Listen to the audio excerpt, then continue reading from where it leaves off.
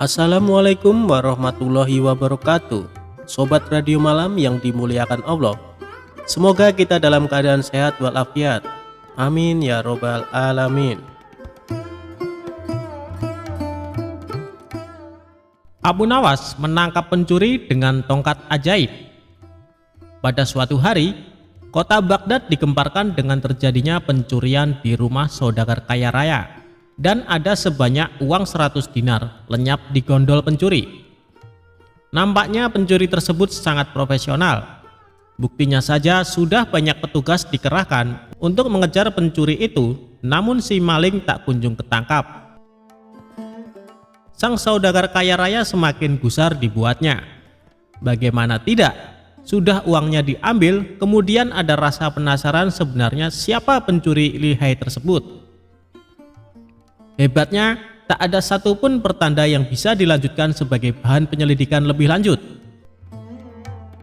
Bahkan, meskipun telah mendesak pejabat setempat, tetap saja hasilnya nihil.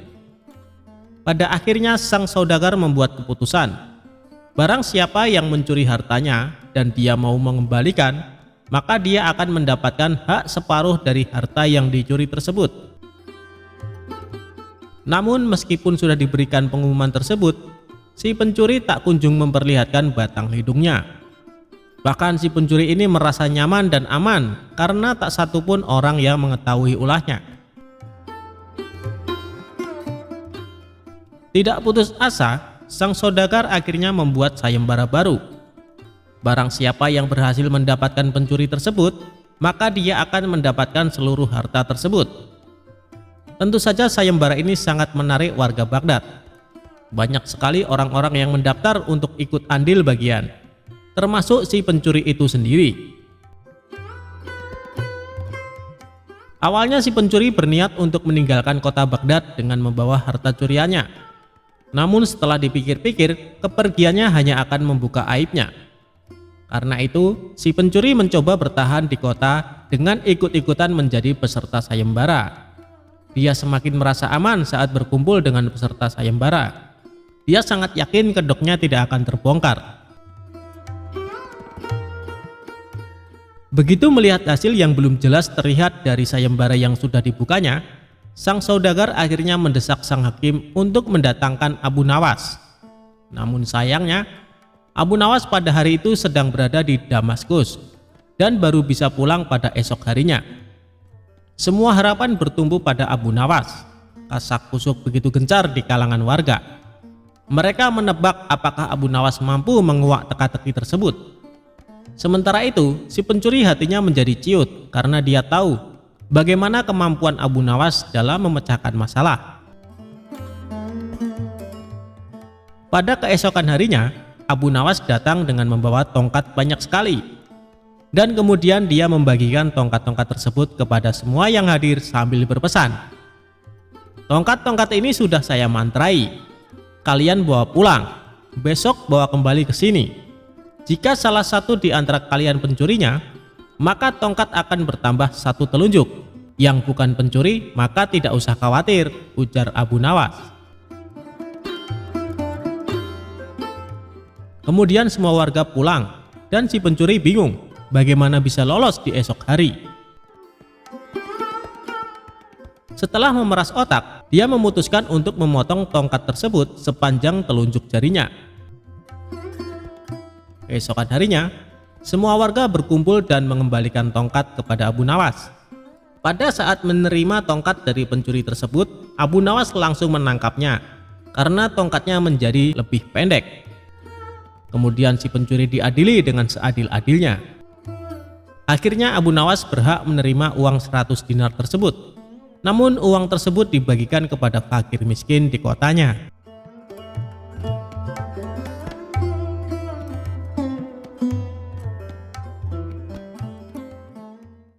Abu Nawas jual arak.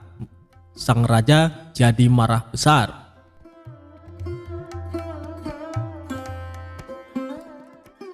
Selalu ada cara yang dilakukan oleh Abu Nawas untuk tidak dimarahi oleh baginda raja.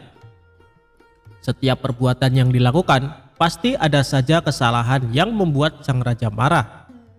Namun bukan Abu Nawas jika tidak bisa membuat sang raja menjadi marah karena perbuatan Abu Nawas.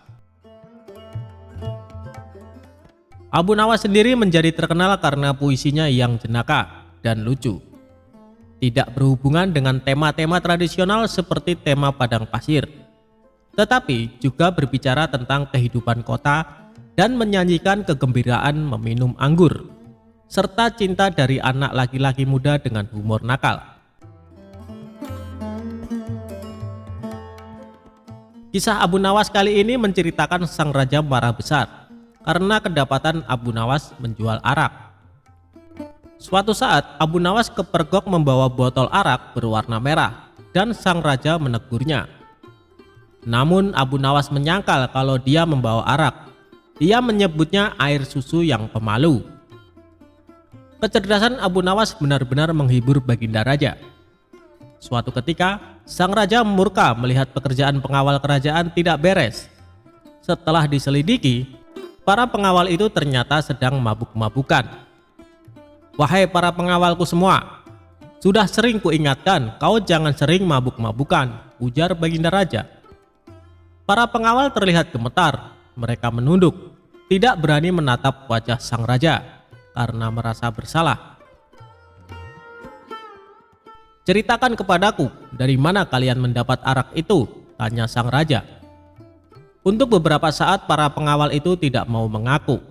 Namun setelah raja membentak, para pengawal pun mengaku. "Abu Nawas lah yang membawa arak itu, kami juga diajari mabuk-mabukan olehnya," ujar salah seorang pengawal. "Cepat bawa Abu Nawas ke hadapanku sekarang juga, kalau tidak kalian yang akan menerima hukuman dariku," ujar sang raja. Keesokan harinya para pengawal itu mendatangi rumah Abu Nawas yang sangat sederhana. Sesampainya di rumah Abu Nawas, salah seorang pengawal berkata, "Bawalah botol ini dan katakan ini semua atas perintahmu." "Tunggu dulu, dengan minuman arak ini aku pasti dihukum oleh raja," kata Abu Nawas. "Jika engkau lolos dari hukuman raja, aku akan memberimu sejumlah dinar," ucap sang pengawal. "Lalu apa keuntunganmu memberiku sejumlah dinar?" ucap Abu Nawas. "Jika engkau lolos dari hukuman raja, maka kami juga akan lolos dari hukuman raja. Gunakanlah kecerdasanmu mengelabui raja," kata pengawal itu. Akhirnya Abu Nawas pergi menemui Baginda Raja membawa arak dengan botol merah. "Wahai Abu Nawas, apa yang engkau pegang itu?" tanya Baginda Raja. "Ini susu, Baginda, rasanya enak sekali," jawab Abu Nawas seenaknya. "Bagaimana itu susu? Air itu berwarna merah, sedangkan susu berwarna putih bersih," kata raja. Sang raja pun mengambil botol yang dipegang Abu Nawas. "Betul sang Baginda, susu itu berwarna putih bersih. Dia berubah merah karena malu bertemu Baginda, dan berubah warna jadi merah merona," jawab Abu Nawas dengan mencoba mengambil hatinya raja yang rupawan. Sang raja pun tertawa sambil geleng-geleng kepala meninggalkan Abu Nawas. Meski ia tahu yang dibawa oleh Abu Nawas adalah arak. "Baiklah, aku maafkan kalian. Tapi jika kalian mengulangi lagi perbuatan kalian, maka hukumannya berlipat ganda," titah sang raja. Dan akhirnya sang raja pun mengampuni kesalahan para pengawal. Sedangkan Abu Nawas mendapatkan sejumlah dinar dari para pengawal karena telah berhasil melaksanakan misinya.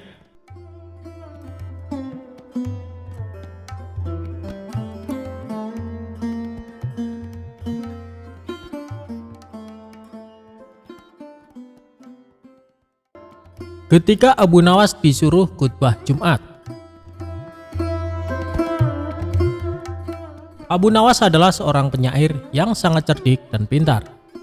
Namun selain sebagai penyair, Abu Nawas juga dikenal sebagai mubalek di desa tempat tinggalnya.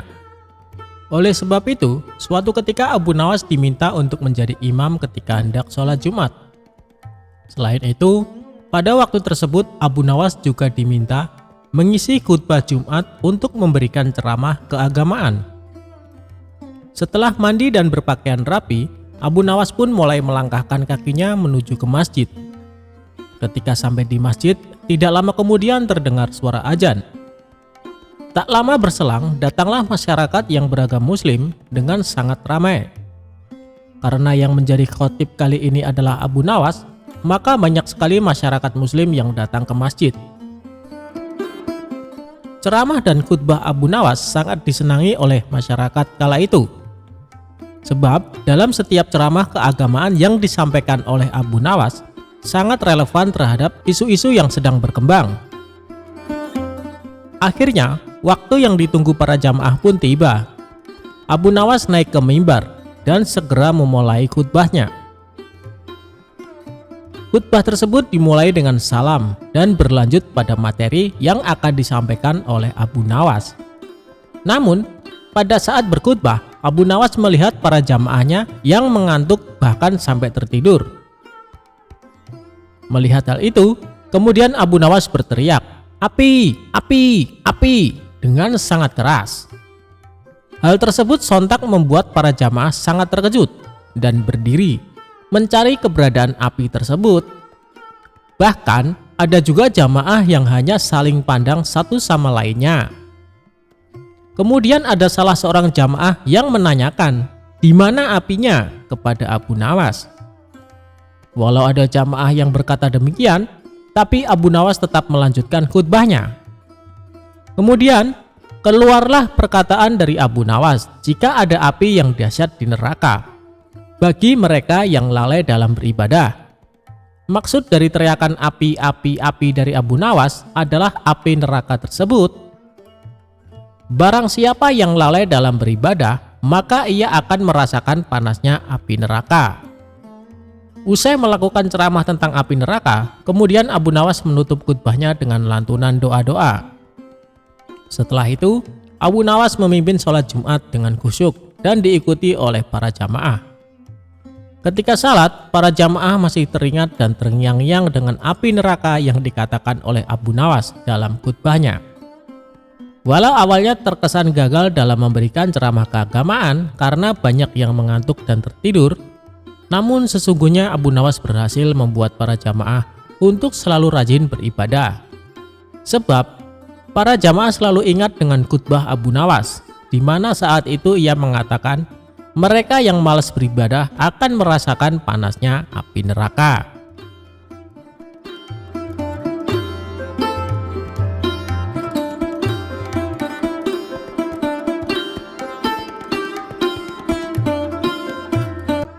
Kisah Abu Nawas dihukum raja minum air mendidih. Inilah akhirnya.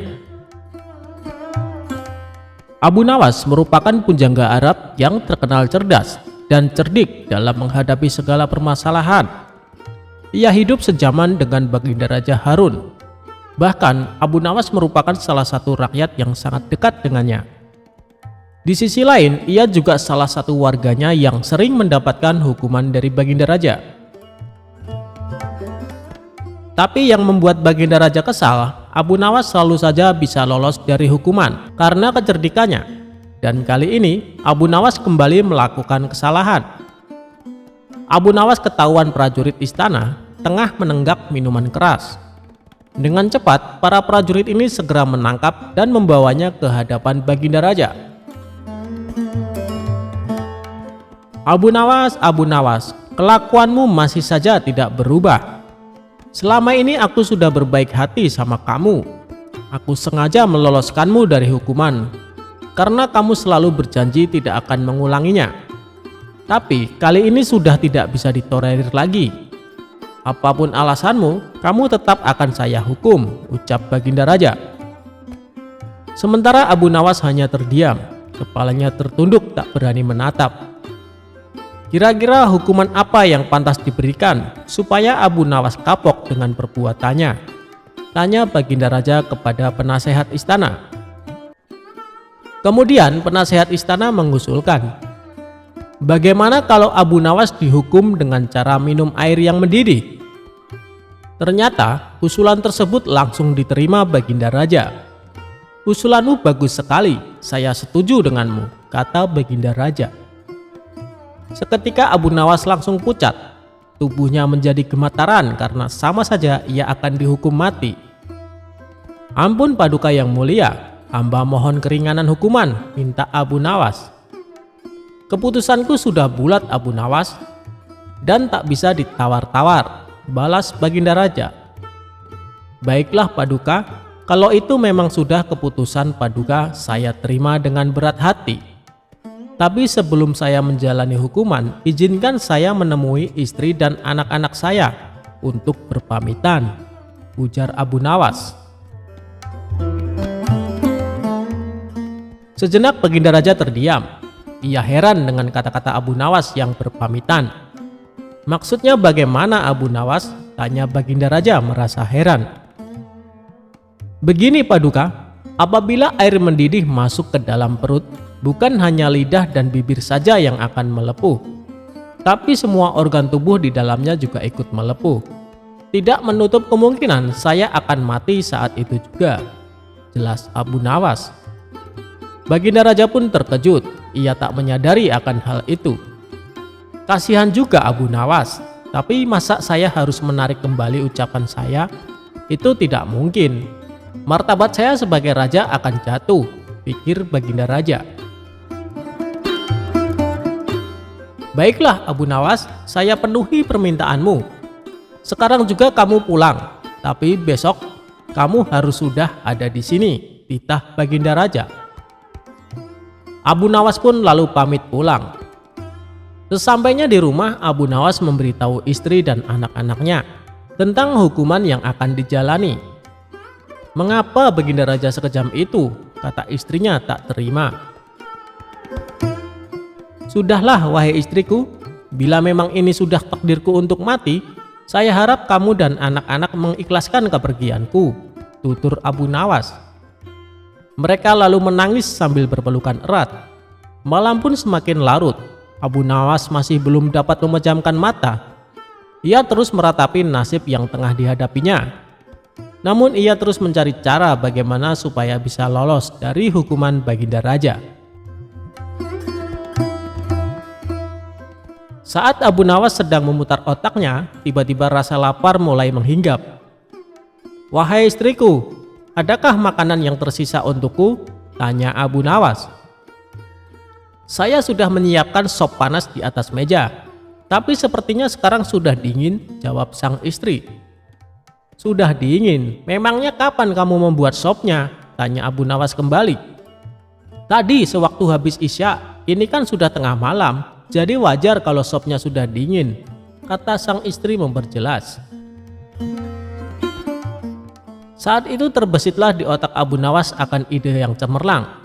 Tapi Abu Nawas sengaja tidak memberitahu istrinya, sebab ia tidak ingin rencananya menjadi berantakan. Setelah menjelang pagi hari, Abu Nawas mengumpulkan para tetangganya, dan ia memberitahu mereka bahwa dirinya akan dihukum mati, dan ia meminta agar para tetangganya ini ikut bersamanya ke istana. Berita mengejutkan ini tentu saja membuat para tetangganya kaget.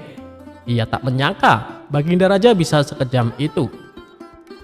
Abu Nawas, kamu kan dekat dengan Baginda Raja, kenapa tidak minta ampun darinya? Tanya mereka. Biarlah, nasi sudah menjadi bubur. Baginda Raja juga tidak akan mencabut ucapannya, terang Abu Nawas. Maka berangkatlah Abu Nawas ke istana dengan didampingi keluarga dan para tetangganya. Melihat kedatangan Abu Nawas bersama orang banyak, Baginda Raja pun bertanya, "Hei Abu Nawas, kenapa kau bawa orang banyak sekali? Apakah kau hendak melawanku?" Dengan ekspresi wajah sedihnya, Abu Nawas menjawab, "Ampun Paduka, Paduka jangan salah paham. Mereka semua adalah tetangga saya Paduka. Mereka ingin melepas kepergian saya." Baginda Raja pun akhirnya tidak keberatan akan hal itu. "Baiklah Abu Nawas, apakah kau siap menjalani hukuman?" tanya Baginda Raja. "Saya siap Paduka, silahkan bawa kemari air mendidihnya," balas Abu Nawas. Lalu beberapa prajurit istana membawakan bejana yang berisi air mendidih ke hadapan Abu Nawas. "Sekarang kamu minum air mendidih itu, Abu Nawas," kata Baginda Raja. "Siap Paduka Yang Mulia, tapi sebelumnya izinkan saya meminta maaf dan berpamitan kepada keluarga saya dan para tetangganya," pinta Abu Nawas. "Oh, silakan," ucap Baginda Raja. Abu Nawas pun menghampiri istri dan anak-anaknya.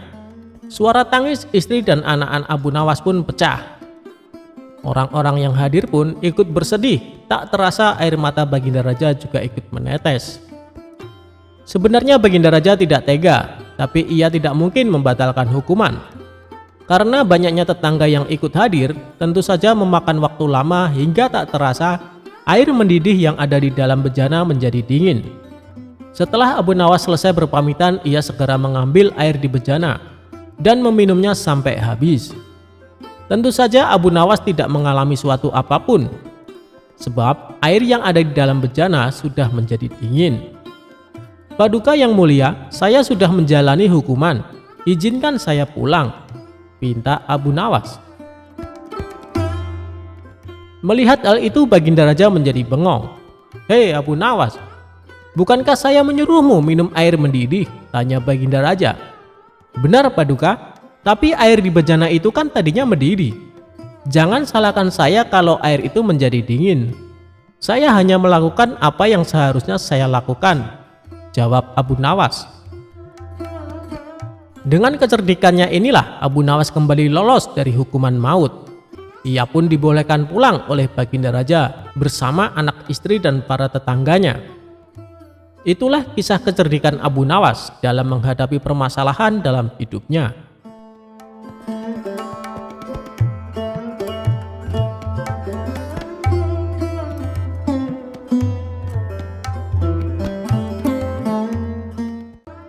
Abu Nawas menipu malaikat untuk menghindari pertanyaan kubur.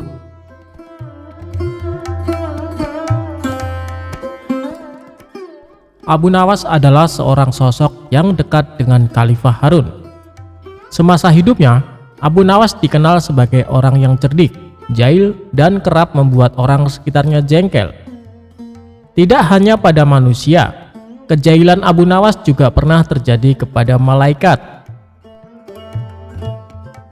Dia mengelabui malaikat Mungkar dan Nakir ketika Abu Nawas wafat. Hal ini bermula ketika Abu Nawas menjadi buronan sang raja yang ketika itu marah kepadanya. Para pasukan mencari Abu Nawas atas perintah raja agar ditangkap dalam keadaan hidup atau mati. Setelah mencari kesana kemari, pasukan sang raja nihil menangkap Abu Nawas dan kembali pulang ke kerajaan.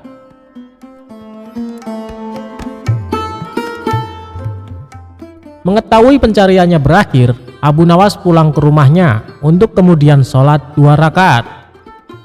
Usai sholat, dia memberikan surat wasiat kepada istrinya.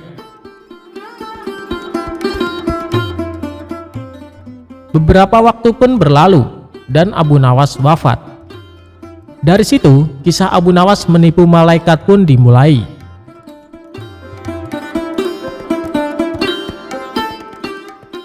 Sebelum wafat, Abu Nawas memberikan wasiat agar istrinya mengkafaninya. Alih-alih memintanya dengan yang baru, dia minta agar ketika wafat dipakaikan kain kafan usang, jelek atau lusuh. Kain kafan tersebut seolah-olah seperti kain kafan orang yang sudah lama meninggal.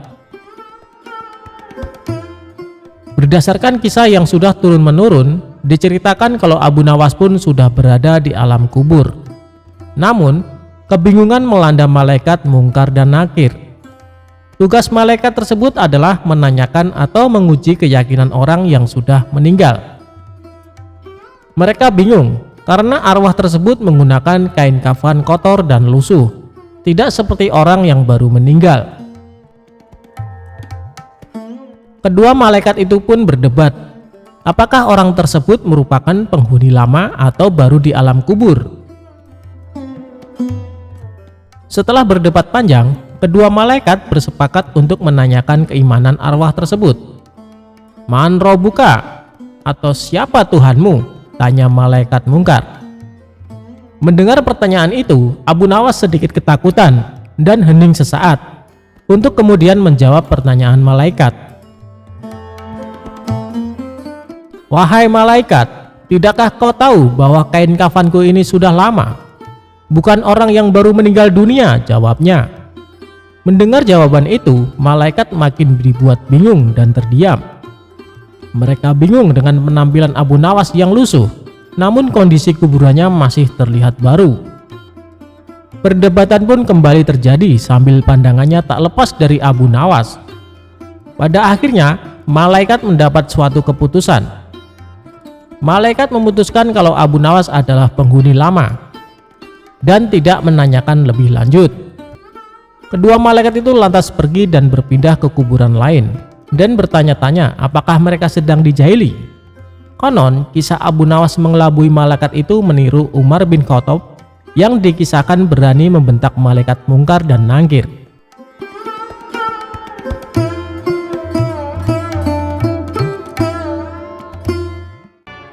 Abu Nawas kok ditipu? Ya ditipu balik pelakunya.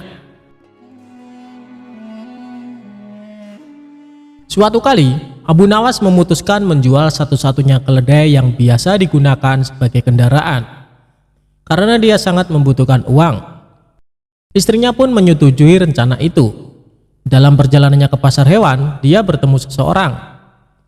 Orang itu lantas menanyakan harga jual ternak yang disebutnya sebagai kambing. Berkerutlah kening Abu Nawas karena orang itu menyebut keledainya sebagai kambing.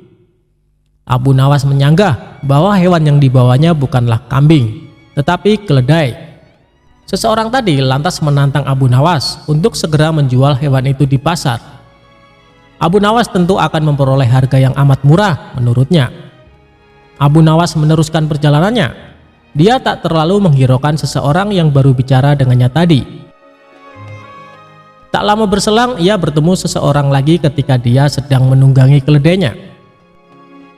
Dia menanyakan mengapa Abu Nawas menunggangi seekor kambing yang bukan merupakan hewan tunggangan. Abu Nawas tentu saja langsung menyangkal dan menyebut bahwa hewannya itu adalah keledai yang merupakan hewan kendaraan. Orang kedua yang bicara dengan Abu Nawas ini mempersilahkan Abu Nawas untuk menanyakan sendiri kepada orang-orang di pasar, apakah hewannya itu kambing atau keledai. Kali ini Abu Nawas lagi-lagi tak ambil pusing soal kambing atau keledai. Abu Nawas berjalan lagi menuju ke pasar. Belum sampai di pasar, dia bertemu lagi dengan seseorang yang menyaksikan bahwa hewan yang dibawa itu merupakan keledai. Dia menanyakan kepada Abu Nawas, hendak kemanakah kambing itu dibawa? Abu Nawas jadi terperangah dan mulai ragu. Sudah 3 orang menyebut keledainya itu sebagai kambing. Orang ketiga ini terus meyakinkan bahwa hewan yang dibawa Abu Nawas merupakan kambing. Akhirnya di tangan orang keempat, Abu Nawas menjual kambing itu dengan harga 3 dirham. Sesampainya di rumah, Abu Nawas mendapat omelan dari sang istri karena menjual keledai dengan harga sangat murah. Dia baru menyadari kalau dirinya baru saja kena tipu oleh kawanan orang yang telah bekerja sama.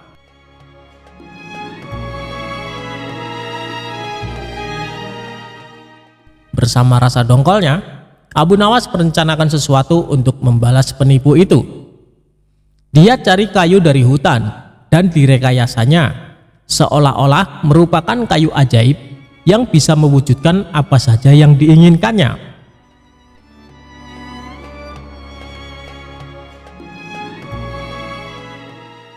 Kesempatan pun tiba. Suatu kali, Abu Nawas menyadari bahwa 4 orang yang menipunya sedang berada di satu lokasi dengannya. Aksi pun dimulai dengan menuju warung untuk makan. Usai makan, Abu Nawas yang merasa terus diperhatikan kawanan penipu tersebut menunjuk-nunjukkan tongkat kepada penjual dan langsung ngelayar pergi tanpa membayar. Hal ini tentu membuat para penipu tertarik. Mereka mendatangi Abu Nawas dan menawar untuk membeli tongkat sakti itu. "Kami bersedia membeli tongkat itu dengan harga tinggi," ujar salah satu dari mereka. "Berapa?" tanya Abu Nawas pura-pura tertarik. 100 dinar, kata mereka. Mantap. Dengan berpura-pura berat hati, Abu Nawas melepas tongkat itu dengan harga 100 dinar. Wah, untung besar bagi Abu Nawas. Para penipu mencoba ke warung dan membayar makan dengan menunjuk-nunjuk tongkat ke arah si penjual. Namun sayang, keajaiban tongkat tak mempan. Ternyata, berdasarkan penjelasan si empunya warung, Abu Nawas bisa makan hanya dengan memainkan tongkat ajaib itu karena sebelumnya dia telah meninggalkan sejumlah uang di warung itu. Abu Nawas kok dilawan? Hahaha.